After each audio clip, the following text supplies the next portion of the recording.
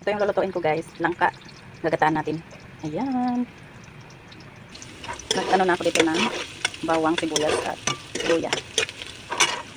Lagay na natin. Mix lang natin.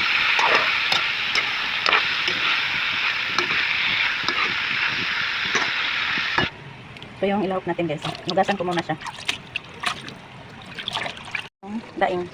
Daing kayo dyan.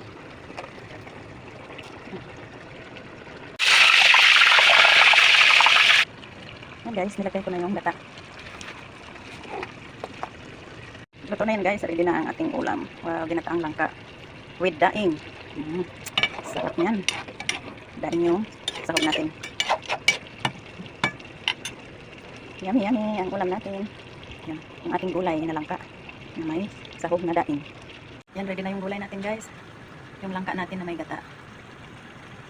Ang sarap ng ulam. Sarap ng langka na may gata. Yan.